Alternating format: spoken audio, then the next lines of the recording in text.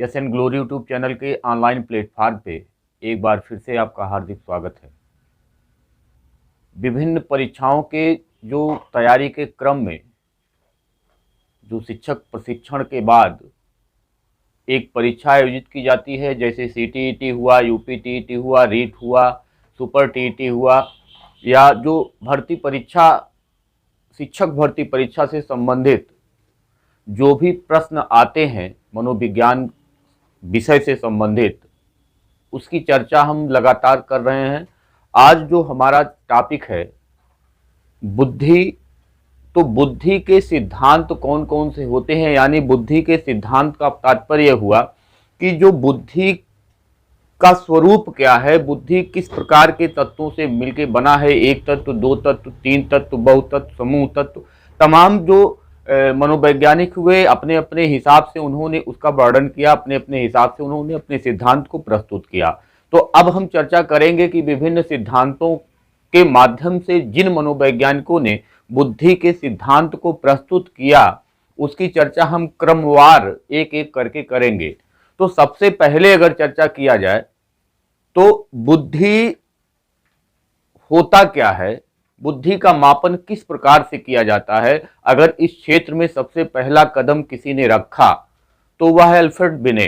Alfred बिने ने सन 1911 ईस्वी में एक सिद्धांत दिया और उस सिद्धांत का नाम उन्होंने दिया एक तत्व सिद्धांत। तो सबसे पहला सिद्धांत जो हम पढ़ेंगे, जो सबसे प्राचीन सिद्धांत भी हम कह सकते हैं, तो ये है एक तत्व सिद्धांत। बुद्धि का एक तत्व सिद्धांत, एक तत्व सिद्धांत। इसी को हम कह सकते हैं एक खंड सिद्धांत, एक खंड सिद्धांत। इसी को हम कह सकते हैं एक कारक सिद्धांत, एक कारक सिद्धांत। इसी को कहा जाता है निरंकुशवादी सिद्धांत, निरंकुशवादी सिद्धांत।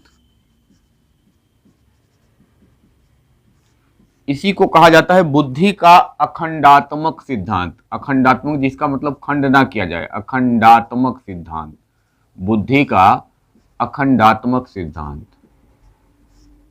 इसी को कह सकते हैं कि सब बुद्धि का सबसे प्राचीन सिद्धांत। तो ये आया कब, सबसे पहले हम इसकी चर्चा करेंगे। ये जो सिद्धांत आया बुद्धि का एक तत्व सिद्धांत, एक खंड सिद्धांत, एक कारक सिद्धांत, निरंकुशवादी सिद्धांत, या हम कह सकते हैं इसको कि अखंडात्मक सिद्धांत, ये सबसे पहले दिया किसने, तो इसको दिया है अल्फ्रेड बिने ने। इस सिद्धांत का जो प्रतिपादन किया है उसका प्रतिपादन किया अल्फ्रेड बिने ने। अल्फ्रेड बिने ने इसका प्रतिपादन किया। किस सन में किया, तो सन है 1911 ईस्वी। 1911 ईस्वी में अल्फ्रेड बिने ने बुद्धि के बारे में जो बताया कि बुद्धि है क्या, बुद्धि का स्वरूप क्या है, बुद्धि किस प्रकार से कार्य करता है, यानी बुद्धि का जो एक सिद्धांत दिया, सबसे पहला सिद्धांत, सबसे प्राचीन सिद्धांत जो है उसी को कहा जाता है एक तत्व सिद्धांत, एक कारक सिद्धांत, अखंडात्मक सिद्धांत, निरंकुशवादी सिद्धांत। ये सारे नाम इसको दिए गए हैं। तो अगर हम इस पे आगे चर्चा करें तो इस सिद्धांत को देने में जो सहयोग प्रदान किए, किसको, अल्फ्रेड बिने को, तो इनके जो सहयोगी थे, यानी इस सिद्धांत को देने में जिन लोगों ने महत्वपूर्ण भूमिका दिया, उसके साथ अल्फ्रेड बिने के साथ रह करके उन लोगों ने कार्य किया, उनको हम कह सकते हैं कि सबसे पहला नाम टर्मन का आता है, कहीं कहीं आपको टर्माइन भी मिलेगा, और उसके बाद एक नाम आता है स्टर्न का। तो सहयोगी जो थे एक तत्व सिद्धांत को देने में अल्फ्रेड बिने का जिसने सहयोग किया, उसको हम कह सकते हैं कि स्टर्न और टर्मन ने उनका सहयोग किया। दूसरा फिर हम इनको कह सकते हैं कि इनके सिद्धांत का किसने समर्थन किया। तो इनके समर्थक कौन कौन थे, तो समर्थक हम कह सकते हैं कि स्टर्न, टर्मन, यानी यही जब ये सहयोगी थे तो ये इनके समर्थक भी रहे। इनके अलावा एक नाम और आता है एबिंगहास का, इन्होंने भी एक तत्व सिद्धांत का समर्थन किया। अब आइए हम देखते हैं कि ये जो एक तत्व सिद्धांत था वो किस प्रकार से इन्होंने इसकी व्याख्या की। इसी को हम कहते हैं कि यह जो है सबसे प्राचीन सिद्धांत, इसी को हम यहां लिख सकते हैं कि यह जो है सबसे प्राचीन सिद्धांत है, सबसे प्राचीन सिद्धांत, सबसे प्राचीन सिद्धांत। या हम कह सकते हैं बुद्धि का पहला सिद्धांत, इसी को हम कह सकते हैं कि बुद्धि का पहला सिद्धांत, बुद्धि का पहला सिद्धांत। तो बुद्धि का सबसे प्राचीन सिद्धांत, बुद्धि का पहला सिद्धांत अल्फ्रेड बिने ने एक तत्व सिद्धांत, अखंडात्मक सिद्धांत, एक कारक सिद्धांत के नाम से दिया, जिसको निरंकुशवादी भी सिद्धांत भी कहा जाता है। क्यों कहा जाता है इसकी चर्चा हम आगे करेंगे। तो इन्होंने कहा कि बुद्धि जो होता है, ये जो बुद्धि होता है, जैसे मान लीजिए इन्होंने कहा कि ये बुद्धि है, तो बुद्धि में इन्होंने कहा कि इसमें केवल और केवल एक तत्व पाया जाता है, इसमें केवल और केवल एक तत्व पाया जाता है, इसमें केवल और केवल एक तत्व पाया जाता है। यानी ये बुद्धि जो है वह अविभाज्य है, इसको हम बांट नहीं सकते हैं। इसमें केवल एक तत्व, एक कारक, एक फैक्टर होता है, जिसको हम किसी भी रूप में हम बंटवारा नहीं कर सकते हैं। और इन्होंने कहा कि इसी के कारण ही ऐसा होता है कि जब एक व्यक्ति किसी एक क्षेत्र में सफल होता है तो वह अन्य क्षेत्रों में भी सफल होगा, ऐसा अल्फ्रेड बिने ने कहा कि एक ही तत्व होने के कारण ऐसा ही होगा कि अगर व्यक्ति एक क्षेत्र में सफल है तो वह अन्य क्षेत्रों में भी सफल होगा, क्योंकि जो बुद्धि वहां काम करती है वही बुद्धि हर जगह काम करेगी, ऐसा अल्फ्रेड बिने का कहना था। तो एक क्षेत्र में सफल व्यक्ति हर क्षेत्रों में सफल होगा, ऐसा ही होता है। कारण इसका है कि बुद्धि में केवल एक तत्व पाया जाता है जो सभी क्षेत्रों के में सफल होने के लिए उत्तरदायी है, सभी क्षेत्रों में कार्य करने के लिए उत्तरदायी है। तो जो एक व्यक्ति जो एक क्षेत्र में सफल होगा वह हर क्षेत्र में सफल होगा, अखंडात्मक सिद्धांत के अनुसार। तो इन्होंने कहा एक छत्र राज है, एक छत्र राज है किसका, उस एक तत्व का, एक छत्र राज है किसका, उस एक तत्व का। इसीलिए इस सिद्धांत को कहा जाता है निरंकुशवादी सिद्धांत। इसका कोई खंड नहीं किया जा सकता, केवल एक खंड है, इसीलिए इसको कहा जाता है अखंडात्मक सिद्धांत। और बाकी एक तत्व, एक खंड और एक कारक, क्योंकि एक ही कारक है, एक ही तत्व है, इसीलिए इसको एक खंड, एक तत्व और एक कारक सिद्धांत इसको कहा जाता है। तो मूल बात इसमें जो निकल के आई कि कोई भी व्यक्ति अगर एक क्षेत्र में सफल है तो वह प्रत्येक क्षेत्र में सफल होगा, ऐसा बिने का मानना था, ऐसा बिने के सिद्धांत का मानना था। अब उन्होंने चर्चा को जब आगे बढ़ाया तो इसका समर्थन एक और मनोवैज्ञानिक आते हैं, तो मनोवैज्ञानिक का नाम है जॉनसन। जॉनसन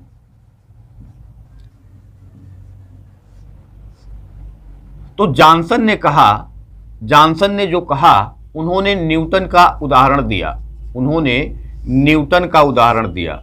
उन्होंने कहा कि जो ये न्यूटन थे जिन्होंने विज्ञान के क्षेत्र में अविस्मरणीय योगदान दिया, तो इन्होंने जो योगदान दिया विज्ञान के क्षेत्र में, तो जॉनसन का कहना था कि अगर ये विज्ञान के क्षेत्र में ना कार्य करके साहित्य के क्षेत्र में कार्य करते तो भी उतने सफल होते जितना ये विज्ञान के क्षेत्र में सफल हुए हैं। इसका मतलब ये है कि इन्होंने अल्फ्रेड बिने का समर्थन किया कि अगर वो विज्ञान के क्षेत्र में आगे हैं तो साहित्य के क्षेत्र में भी आगे होते। तो जॉनसन ने का कथन है, जॉनसन का स्टेटमेंट है कि न्यूटन यदि विज्ञान के क्षेत्र में कार्य ना करके अगर वह साहित्य के क्षेत्र में भी कार्य किए होते तो वे उतने ही सफल होते जितना वो विज्ञान के क्षेत्र में सफल हुए हैं। तो न्यूटन ने अल्फ्रेड बिने का समर्थन किया। अल्फ्रेड बिने का समर्थन करने के कारण ही उनको भी उनका समर्थक कहा जाता है। इसके अलावा अब जो यहां महत्वपूर्ण बात निकल के आ रही है कि बुद्धि के साथ अगर कोई किसी के पास बुद्धि है तो क्या वह हर क्षेत्र में उतना ही सफल है?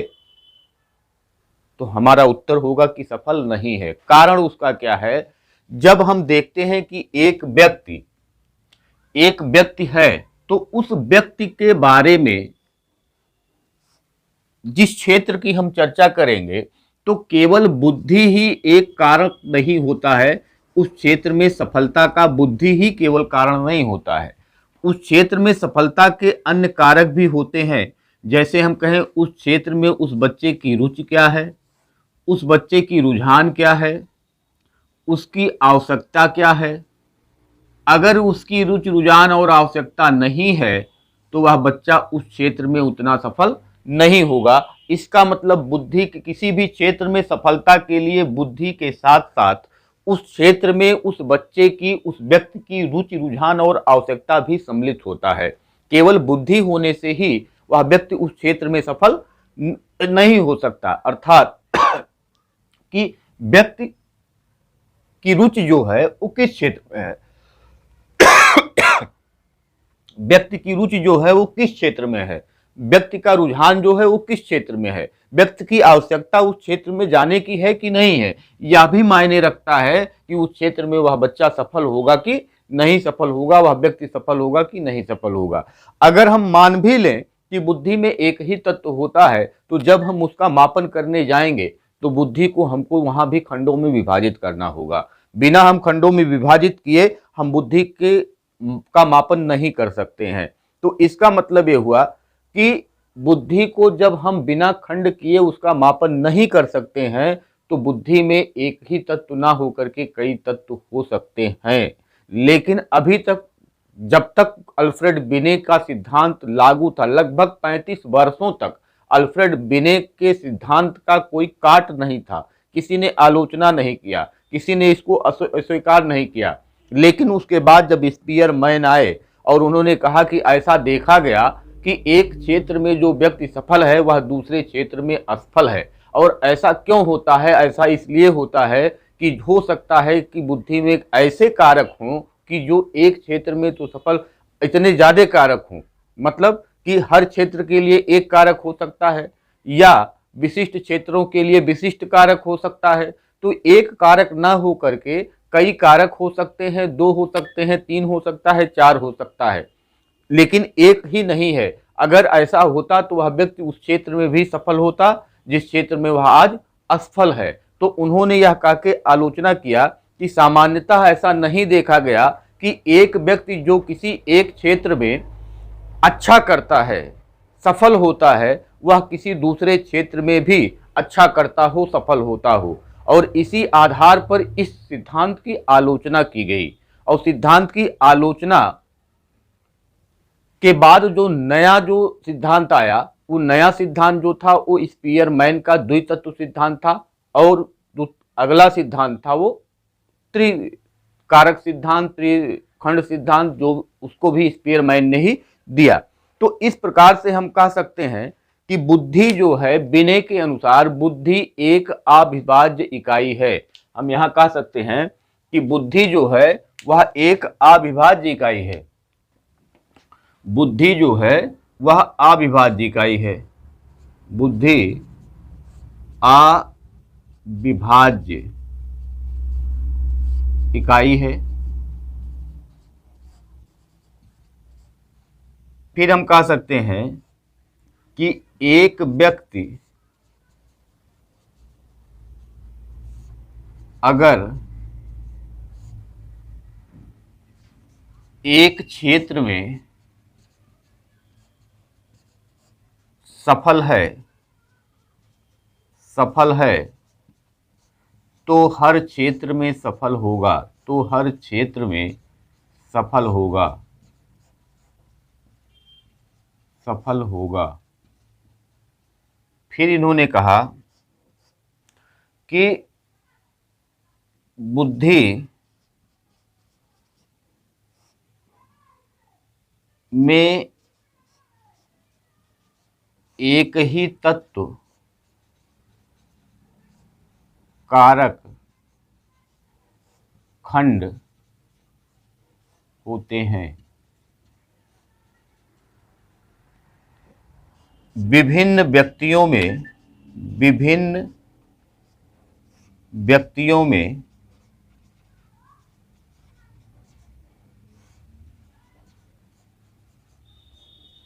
इस बुद्धि की मात्रा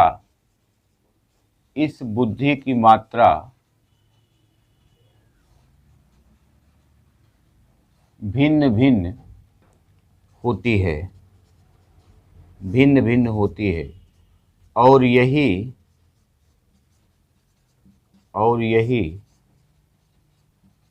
सफलता असफलता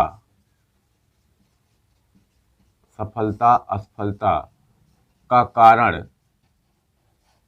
होती है, और यही सफलता असफलता का कारण होती है। तो विभिन्न व्यक्तियों में भिन्न भिन्न मात्रा में ये बुद्धि पाई जाती है, और उसी नाते एक व्यक्ति सफल होता है और एक व्यक्ति असफल होता है, ऐसा विनय का मानना था। तो यहाँ दो तीन बातें जो महत्वपूर्ण है वह हम ये कह सकते हैं कि बुद्धि में जो एक तत्व पाया जाता है, बुद्धि में जो एक तत्व पाया जाता है, बुद्धि में जो एक तत्व पाया जाता है, वही बुद्धि में जो एक तत्व होता है, एक तत्व होता है, वह सभी क्षेत्रों में सफलता के लिए उत्तरदायी है, सफलता के लिए उत्तरदायी है, उत्तरदायी है। यानी कि अगर बुद्धि की मात्रा किसी व्यक्ति में है तो वह सभी क्षेत्रों में सफल होगा, ऐसा इन्होंने कहा। तो इसका मतलब कि इसी एक तत्व से सभी जो मानसिक क्रियाएं हैं, मानसिक क्रियाएं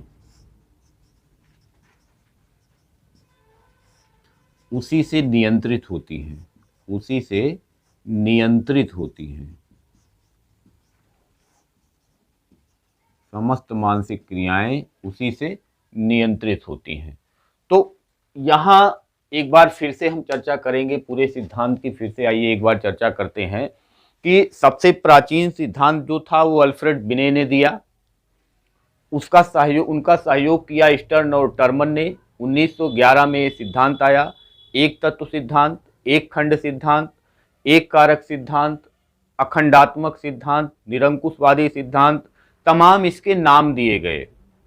तो नाम इसलिए दिए गए, एक खंड, एक कारक, एक तत्व सिद्धांत इसलिए दिए गए कि बिने ने कहा कि बुद्धि में केवल एक तत्व पाया जाता है, एक कारक पाया जाता है, एक खंड होता है उसका, इसीलिए उसको ये नाम दिए गए।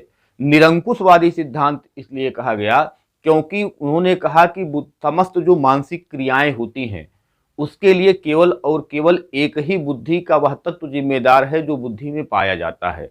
तो एक ही तत्व जिम्मेदार, इसका मतलब वह निरंकुश हो गया, तानाशाह हो गया, उसी के करने से होगा, उसके करने ना करने से नहीं होगा। इसका मतलब वह निरंकुश है, तो निरंकुशवादी सिद्धांत इसको कहा जाने लगा। अखंडात्मक सिद्धांत, अखंडात्मक सिद्धांत का मतलब कि उस बुद्धि का कोई खंड नहीं किया जा सकता क्योंकि उसमें केवल एक तत्व पाया जाता है, और एक तत्व पाए जाने के कारण पूरी बुद्धि का कोई भी खंड नहीं किया जाता। इसके अलावा उसको कहा गया कि अविभाज्य इकाई होती है बुद्धि, एक अविभाज्य इकाई होती है, तो बुद्धि का किसी प्रकार का कोई विभाजन हम नहीं कर सकते हैं।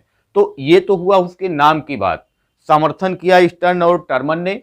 उसके बाद इन्होंने कहा कि बुद्धि में केवल एक तत्व पाया जाता है जो सभी मानसिक क्रियाओं को नियंत्रित करता है, अगर व्यक्ति एक किसी क्षेत्र में सफल होता है तो निश्चित रूप से वह दूसरे क्षेत्र में भी सफल होगा, क्योंकि वही बुद्धि दूसरे क्षेत्र को भी नियंत्रित करेगी, उस मानसिक शक्ति को भी नियंत्रित करेगी जो उस क्षेत्र में कार्य करना चाहेगा। तो इसके अनुसार एक क्षेत्र में सफल व्यक्ति दूसरे क्षेत्र में भी सफल होगा। इसके अलावा इन्होंने कहा कि यदि विभिन्न व्यक्तियों में इस बुद्धि की जो मात्रा होती है वो भिन्न भिन्न होती है, विभिन्न व्यक्तियों में जो इस बुद्धि की मात्रा होती है वो भिन्न भिन्न होती है, और वही उस व्यक्ति के कार्यों की सफलता के लिए उत्तरदायी होता है। जिस व्यक्ति में बुद्धि की मात्रा अधिक होती है वह व्यक्ति सफल ज़्यादा होता है, जिस व्यक्ति में बुद्धि की मात्रा नहीं पाई जाती है उस मात्रा में वह व्यक्ति असफल हो जाता है, और वह असफल होगा तो प्रत्येक क्षेत्र में असफल होगा, और अगर सफल होगा तो प्रत्येक क्षेत्र में सफल होगा, ऐसा विनय का कहना था। इसके अलावा इन्होंने कहा कि जो समस्त मानसिक क्रियाएं होती हैं उसी एक तत्व से ही निर्भर करती, उसी एक तत्व पे निर्भर करती हैं।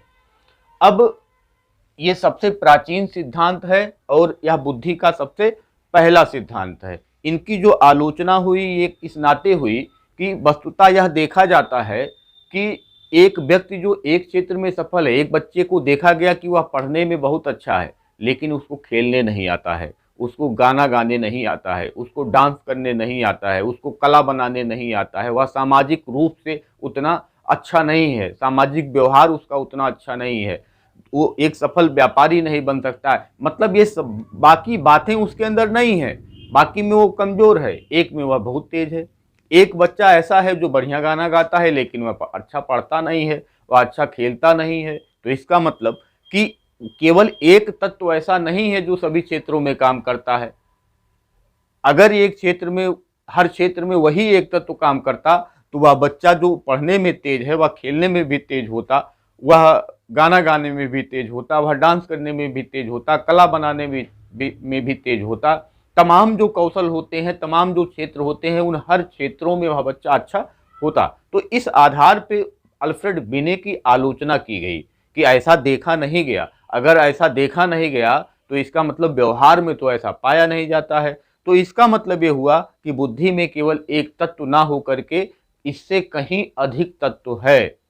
इस आधार पे अल्फ्रेड बिने के सिद्धांत की आलोचना की गई, और इसके बाद जो दूसरा सिद्धांत आया वह है द्वितत्व सिद्धांत, और उसको दिया स्पीयर मैन ने।